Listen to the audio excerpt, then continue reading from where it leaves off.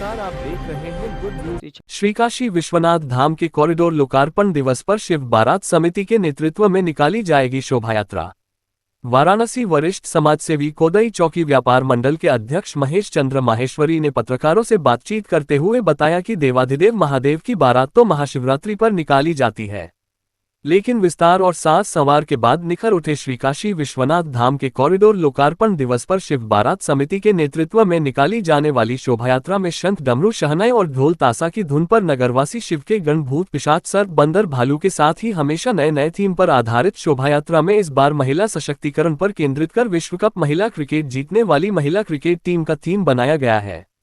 उन्होंने आगे बताया कि यह सन 2021 में प्रधानमंत्री नरेंद्र मोदी ने इसका लोकार्पण किया था। उस वक्त जिला प्रशासन और संस्कृति विभाग ने हमारी समिति से आग्रह किया था कि शिव बारात की तरह ही इसको भी निकाला जाए एक यादगार के रूप में, लेकिन कमेटी के लोगों ने काफी विचार विमर्श कर फैसला लिया कि सिर्फ महोत्सव को हम लोग शोभा यात्रा के रूप में निकालेंगे।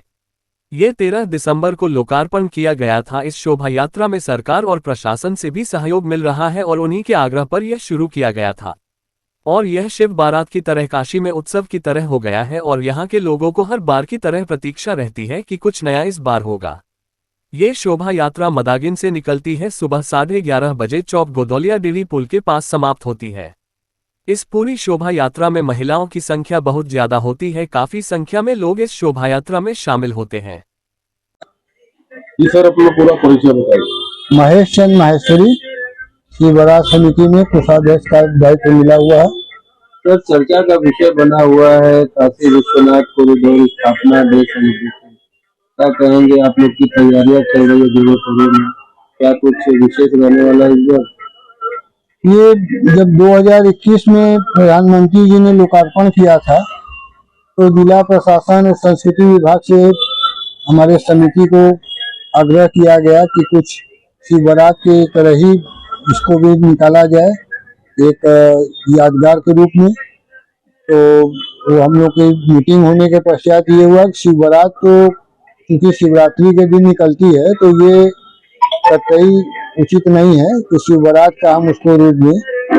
तो फिर ये विचार विमर्श के बाद हुआ कि इस दिन को यादगार बनाने के लिए लोक महोत्सव के रूप में शोभा यात्रा उस दिन निकाली जाए। तो ये 13 दिसंबर को चूंकि लोकार्पण किया था और सरकार और प्रशासन से भी इसमें बराबर एक सहयोग मिल रहा है और उनके आग्रह पर ये शुरू किया था तो लोक महोत्सव के रूप में कर रहे हैं और ये भी एक शिव बारात की तरह अब काशी के उत्सव में हो गया है और इसको भी लोगों को प्रतीक्षा रहती है हर बार की कोई एक नया थीम या एक करंट इशू क्या रहेगा।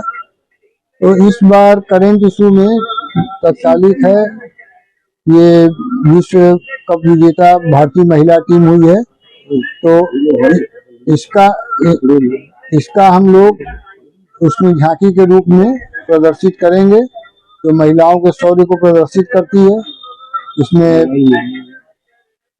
जो महिला खिलाड़ियों ने देश का मान गौरव बढ़ाया उनके प्रति ये सम्मान है और इसमें महिला संगठनों की भागीदारी भी शोभा यात्रा में बहुत अच्छी उसमें होती है, लोगों में उत्साह है।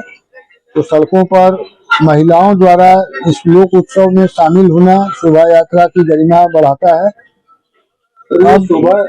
शोभा यात्रा कहाँ से शुरू होती है और कहाँ तक जाती है? मैदागिन से शुरू होती है 11:30 बजे, ये दिन में निकलती है और इसीलिए इसमें महिला शक्ति का भी पूरा रहता है। तो परंपरागत जो झांकियां हैं वो तो रहेंगी ही और ये विश्वनाथ धाम होते हुए चौक गदौलिया होते हुए डेरसी पुल पर अब ये एक निर्धारित उसका बना दिया गया है, उसी पर चलती है। इसमें भी बाहर से भी लोग आते हैं, काफी लोगों के लिए आकर्षण का केंद्र हो गया है।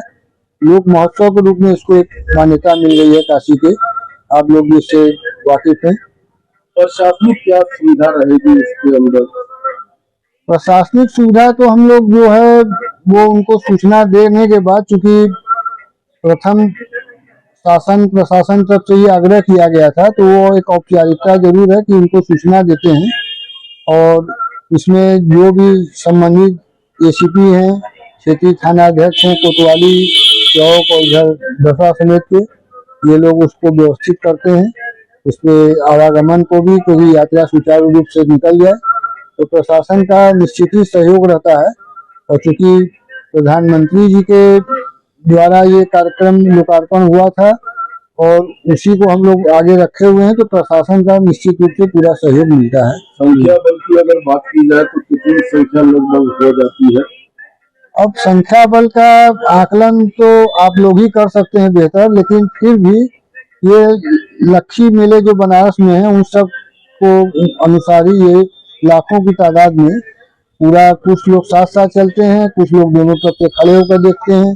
बाहर से भी जो लोग आते हैं उनके लिए जैसे और यहाँ पर है आकर्षण वो शिव बारात का, उसी तरह से इसका भी आकर्षण बढ़ रहा है, क्योंकि दिन में है तो बाहर के लोगों को भी सहभागिता रहती है, यात्रा में साथ चलते हैं। लाखों लोग कर सकते हैं, एक संख्या कहिए तो 5 लाख तक का इसमें रहता है, फ्लोटिंग रहता है। सर, अराजक तत्वों द्वारा तमाम भगदड़ की घटनाएं हम लोग देखते हैं, अगर ऐसी कोई घटना होती है तो उसके लिए आप लोग तैयार हैं? एक तो हमारे सबसे पहले स्वयंसेवक वो निगाह रखते हैं, वो कहीं भी, कई जगह तो ऐसा है कि बस वो खाली वॉच करते हैं। और पहला तो कोशिश यही रहता है कि उस तरह लोग उसमें हुड़दंग न मचा सकें, क्योंकि हम लोग कतई नहीं चाहते ये शोभा यात्रा में किसी तरह की भी अराजकता हो। तो और दूसरे फिर प्रशासन की भी पैनी निगाह रहती है, तो हुड़दंग को न तो हम लोग कहीं बढ़ावा देते हैं और प्रशासन को भी पूरा है कि अगर ऐसे तत्व हैं तो उनको वो कंट्रोल करे। काशी वासियों को कुछ कहना चाहेंगे? बस लोक उत्सव है, सब लोग इसमें सम्मिलित हों और अपनी सहभागिता करें शोभा यात्रा में, शोभा बढ़ाने, ये काशी के नागरिकों से अपील है। और हो रहे हैं लोग काफी बड़ी संख्या में, सामाजिक संगठन, सामाजिक संस्थाएं, व्यापार मंडल, सबसे हमारी अपील है, हम लोग उनसे संपर्क भी कर रहे हैं। Thank you sir.